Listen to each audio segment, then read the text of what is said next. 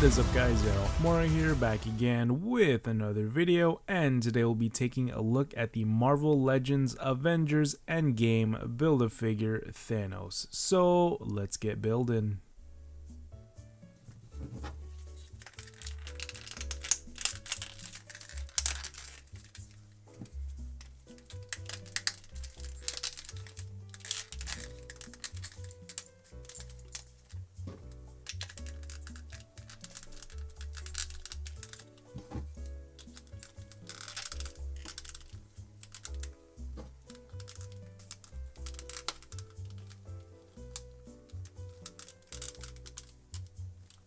Now just doing some comparisons, here's Armored Thanos next to the other previous two Thanoses, like the Thanos 3-pack and the Build-A-Figure Thanos from the first Avengers Infinity War wave. Now doing some size comparisons, here is Thanos next to the rest of the Black Order right there, a couple of more Avengers from the beginning of the movie, and a couple of more Avengers. For Thanos' accessories here, he comes with this double-bladed sword right there. You can see it's a dark gray with a little hint of metallic silver bits in there.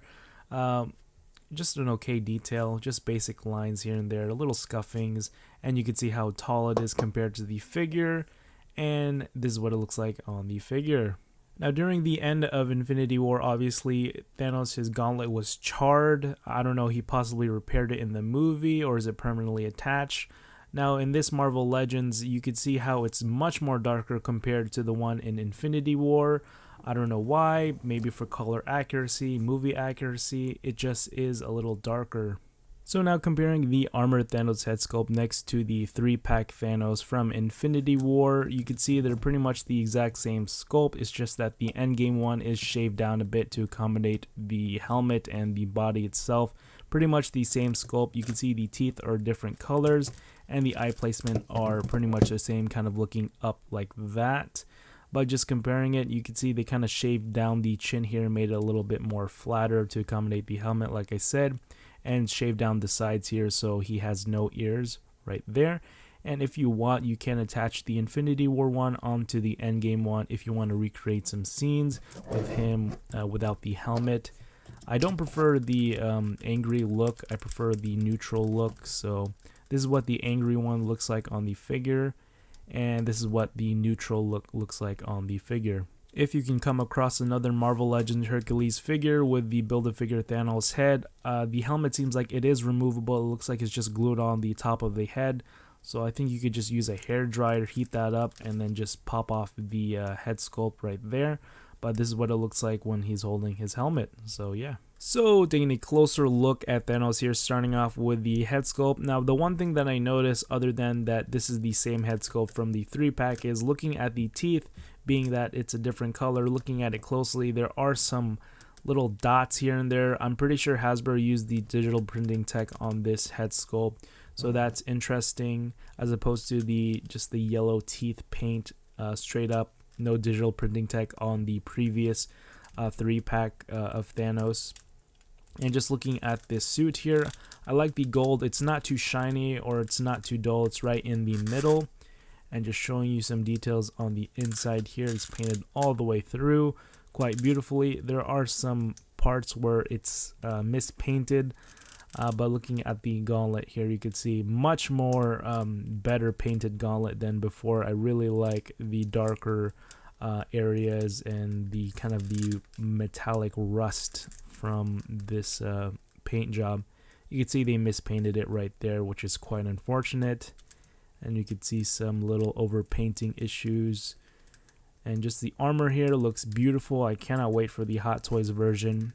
You can see he has a metallic butt right there. Nice sculpting all the way throughout. Rubber pieces right there in the front, a little bit stiffer right there. Looking at the details here. Very, very basic lines here and there, but I appreciate that Hasbro made or gave us the armored version of this guy, and it looks really nice. And no ankle pivot, spoiler alert, we'll get into that soon. I don't know why they did not give this guy an ankle pivot, but he has peg holes at the bottom of his feet. Now for Thanos' articulation here, starting off with the head, it's on a ball hinge, so it does rotate all the way around. It could look up that far, which is okay, and downward that much. He doesn't really look down. His head kind of shifts down like so, just showing you here. Kind of a weird shifting joint just because how big his chin is. Also has the tilty shifty head movement right there. His arms rotate all the way around right there like so. I'm trying to be careful with mine because my arm is very loose. There was something wrong with the peg there. You can see a single jointed elbow bends at 90 degrees and rotates at the elbow, and it could also bend back because of that weird hinge cut. The wrist here can rotate all the way around, kind of the roll of the dice motion right there, up and down like so.